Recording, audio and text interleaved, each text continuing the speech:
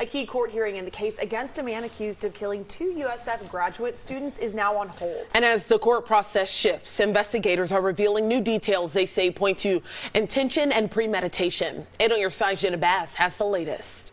A status conference hearing will happen later today to determine if and when a postponed pretrial detention hearing will move forward for suspect Hisham Abu Gharbia. New court records detail what investigators call a brutal killing. Deputies say Abu Gharbi stabbed Zamil Limon, bound his wrists and ankles, and left his body on the Howard Franklin Bridge, where it was found on April 24th. Phone data reportedly places him on the bridge at least 6 times between 1 and 5 a.m. on April 17th, prompting investigators to ask for anyone who was there to come forward. An attorney not connected to the case says establishing a motive and a solid case will be key. 3 days before 2 doctoral students vanished from their Tampa apartment, their killer sat behind a screen and typed a question into ChatGPT. What would happen if you put a human body in a garbage bag and threw it in a dumpster? The chatbot told him the question sounded dangerous, and that was the end of it. No flag, no alert, no knock on the door. Just a machine recognizing something dark in a human being and doing absolutely nothing about it. But that question wasn't the beginning, not even close. The truth is, the warning signs had been screaming for years. His own family saw it. His own brother begged the system to intervene. Sorry about everything. We tried to warn police about him in the past. A judge signed a protective order. A psychiatrist held him for 72 hours. And somehow, after all of that, Hisham Abu Gharbi still ended up living under the same roof as a complete stranger. A 27-year-old doctoral student from Bangladesh named Zamil Limon, who had come to America with one simple dream: to finish his PhD and build a future. Zamil never got that future. Neither did his girlfriend, Nahida Bristy. This is the story of 2 young lives stolen in one of the most disturbing cases to come out of Florida in 2026. It's a story about a system that had every chance to stop what was coming and didn't. It's about a family that watched their own son spiral into delusion and violence and couldn't get anyone to listen. And it's about a question that's going to haunt this country for years to come. If an AI chatbot can recognize a dangerous question, why can't it do something about it? But before we get to the horror of what happened inside that apartment, you need to understand who these 2 victims really were, because they weren't just names in a headline. They were somebody's children. They were brilliant. They were in love. And they were 6,000 miles from home, trusting that the country they'd come to for opportunity would keep them safe. It didn't. Let's go back to the beginning. Zamil Limon grew up in Bangladesh with a hunger for knowledge that his family recognized early. He was the kind of student who didn't just want to pass exams. He wanted to understand things deeply, to ask the questions nobody else in the room was asking. That drive carried him thousands of miles from home, all the way to the University of South Florida in Tampa, where he earned a place as a doctoral student.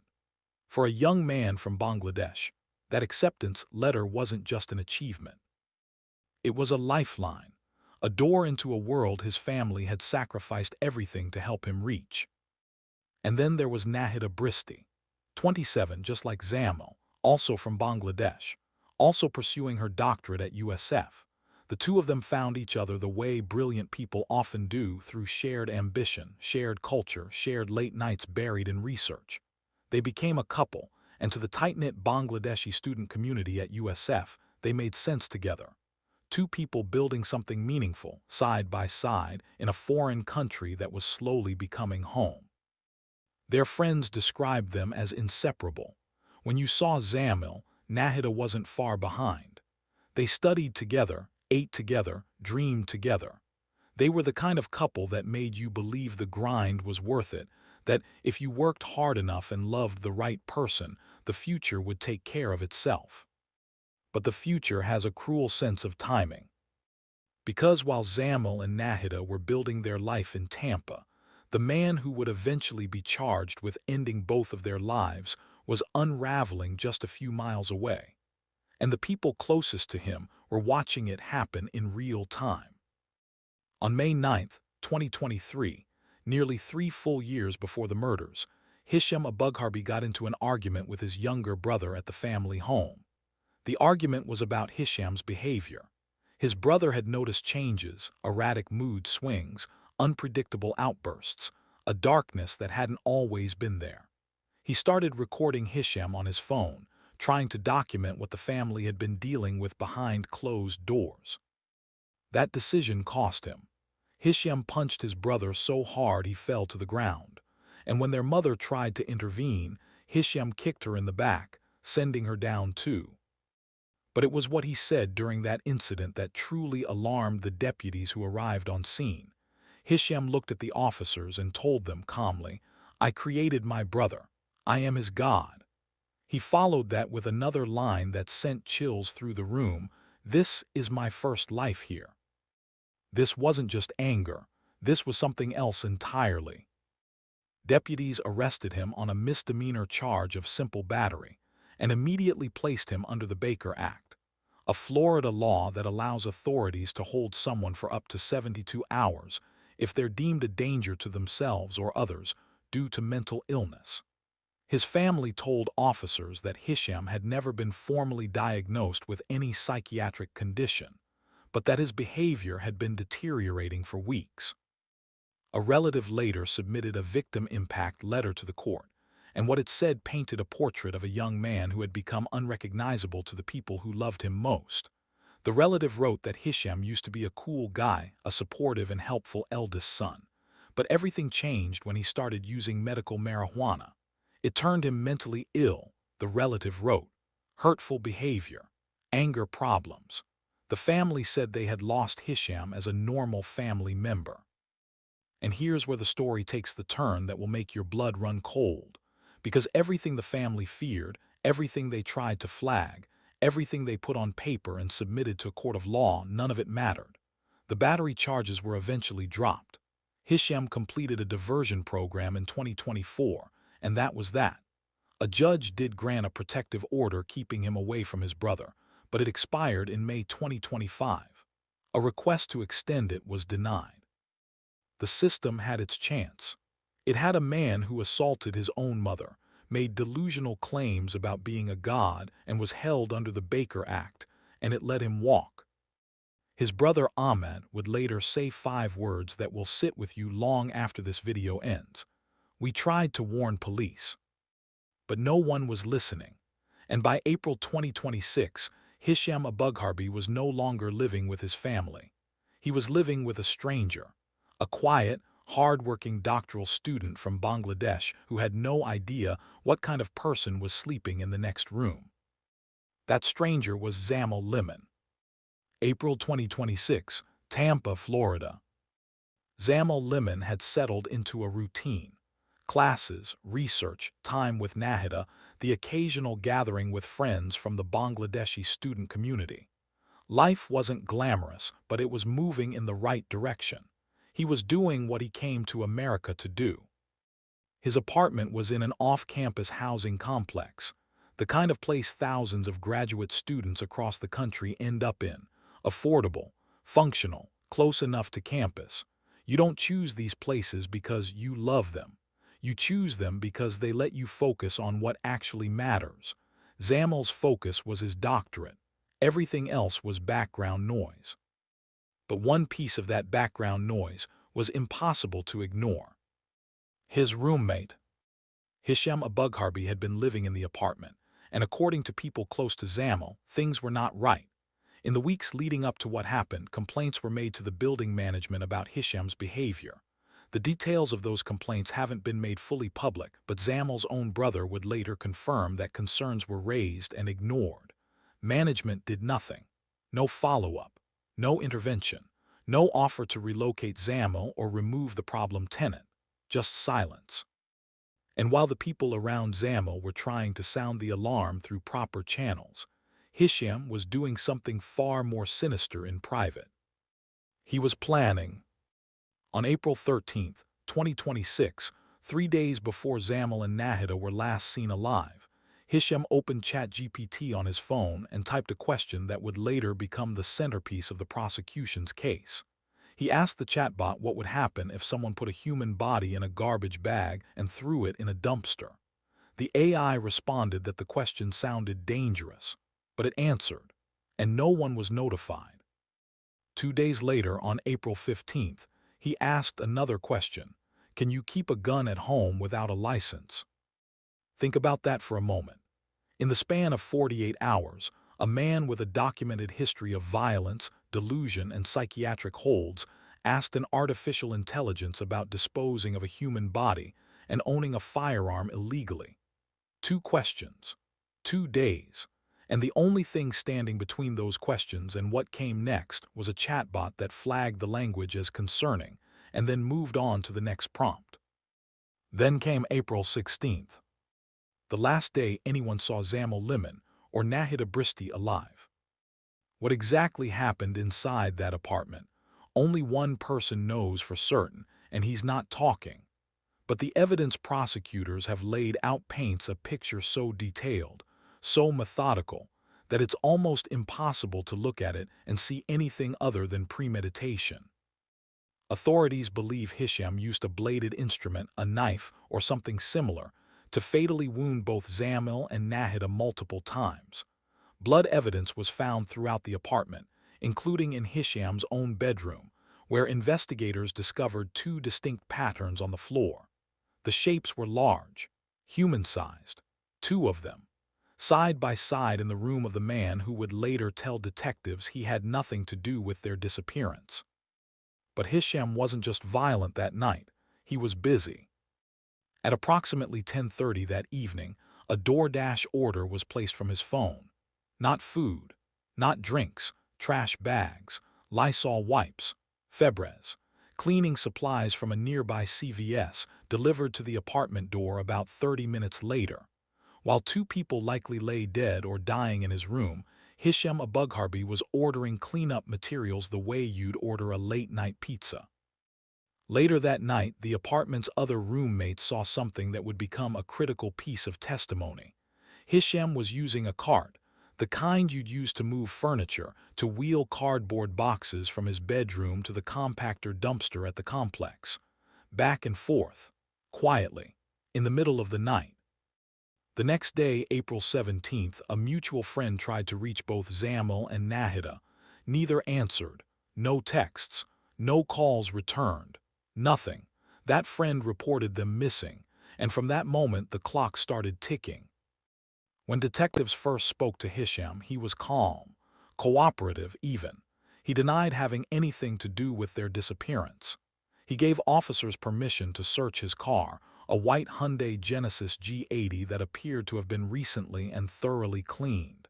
He agreed to let them access the vehicle's data, but when they checked, there was nothing there. The data had seemingly been wiped. They asked about the boxes in the compactor. He said he was just throwing away old clothes he didn't want anymore. They asked about the cuts on his body, lacerations on his left pinky, his upper arms, both legs. He told them he'd cut himself chopping onions. Onions? The detectives didn't believe him, and within days the evidence would prove exactly why. Authorities searched the dumpster and found what Hisham had tried to bury: a blood-stained black cushion floor mat, Zamil's wallet, Nahida's phone case, Zamil's glasses, clothing soaked in blood, and trash bags, the same type found under Hisham's bed, the same type that would later be recovered from a bridge over Tampa Bay. Traffic cameras and cell phone data began to tell a story that Hisham's words never would. His white Hyundai was tracked traveling toward the Howard Franklin Bridge on the night of April 16th. Phone data showed his device and Zamil's moving in the same direction at the same time through the same corridors of the city, except Zamil wasn't driving. Zamil was already gone. And somewhere along that bridge, under the cover of darkness, the evidence suggests Hisham Abugharbi disposed of his roommate's body in a trash bag and dropped it over the side. But Zamil wasn't the only one missing. Nahida Bristy was still unaccounted for, and the search for her was about to lead investigators into the water. For days, the Hillsborough County Sheriff's Office marine and dive teams combed the waters around the Howard Franklin Bridge. It's a long stretch of road that cuts across Tampa Bay, connecting Tampa to St. Petersburg. Underneath it, the water is dark, murky, unforgiving. The kind of place where things disappear and stay disappeared. On April 25th, they found Zamil. His body was recovered in a trash bag near the bridge. The same kind of trash bag that had been ordered from CVS on the night of April 16th. The same kind found under Hisham's bed. The same kind pulled from the apartment dumpster alongside Zamil's wallet and Nahida's phone case. 2 days later, a second set of remains was pulled from a waterway near the bridge. Another trash bag. Another body. Authorities didn't confirm the identity immediately, but everyone following the case already knew. Nahida Bristy, the woman who had traveled 6,000 miles to chase a dream alongside the man she loved, had been found in the same waters, discarded the same way. 2 doctoral students, 2 trash bags, 1 bridge. Meanwhile, Hisham Abugharbi had been doing something nobody expected. On the morning of April 24th, the day before Zamil's body was found, he showed up unannounced at his family's home in Lutz, Florida. The same family he'd been estranged from since 2023. The same family that had filed protective orders against him. The same brother who had told police years earlier that Hisham was dangerous. His younger brother Ahmed was the one who called the police. He told them Hisham was acting strange, that something was off, that he wanted him out of the house. But before deputies arrived, something else happened. Hisham's younger sister found him in the living room. He was sitting there playing video games, wearing nothing but a towel. When she confronted him, he approached her. According to the arrest report, he attempted to forcibly kiss her. She pushed him away. Think about what was happening in this man's mind. 2 people were dead. Their bodies were in the water. Law enforcement was actively searching for them. And Hisham Abugharbi drove to his estranged family's home, sat down in the living room half naked, and started playing video games like it was a Sunday afternoon. That's not guilt, that's not panic, that's something far more unsettling. When deputies arrived at the house, they took him into custody. Within hours, the Hillsborough County Sheriff's Office connected him to the disappearance of the 2 USF students, and the charges came fast. 2 counts of first-degree premeditated murder with a weapon, unlawfully moving a dead body, failure to report a death with intent to conceal, tampering with physical evidence, false imprisonment, battery. He made his first appearance in court on April 25th via video link. A judge ordered him held without bond. At his next hearing on April 28th, the state filed a pretrial detention motion laying out everything: the ChatGPT searches, the DoorDash order, the blood evidence, the traffic camera footage, the matching trash bags, the cleaned car, the wiped data. All of it. Page after page of evidence that painted a picture of a killing that wasn't impulsive. It was calculated. Step by step, search by search, bag by bag. Hisham waived his right to appear at that hearing. He didn't want to be in the room when the judge read what he'd done. He was assigned a public defender. The Hillsborough County Public Defender's Office confirmed the appointment but declined to share details, citing his right to a fair trial. And as for motive, there isn't one, at least not one that prosecutors have shared publicly. The pretrial motion lays out the what, the when, and the how in chilling detail, but it never says why. Why Zamil? Why Nahida? Why that night? What happened between a man and his roommate that ended with 2 bodies in the bay? That silence is perhaps the most disturbing part of this entire case, because when there's a motive, you can at least try to make sense of what happened. You can point to jealousy or rage or money or revenge and say, that's why. But when there's nothing, when 2 people are killed and no one can explain the reason, you're left with something much harder to sit with: the possibility that there was no reason at all. While Hisham sits in a cell without bond, the ripple effects of what he's accused of doing are spreading far beyond that apartment in Tampa.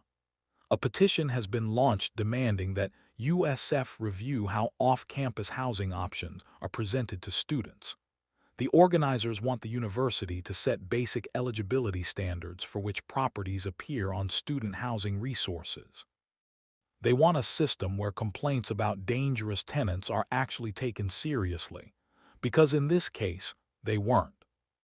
USF's president Mose Limon sent a message to students saying the university is reviewing conditions and safety measures at off-campus housing facilities. But for the friends and families of Zamil and Nahida, those words ring hollow. Reviews don't bring people back. Policy changes don't undo what happened in that apartment. And then there's the question that won't go away, the one that started this entire story, the ChatGPT question.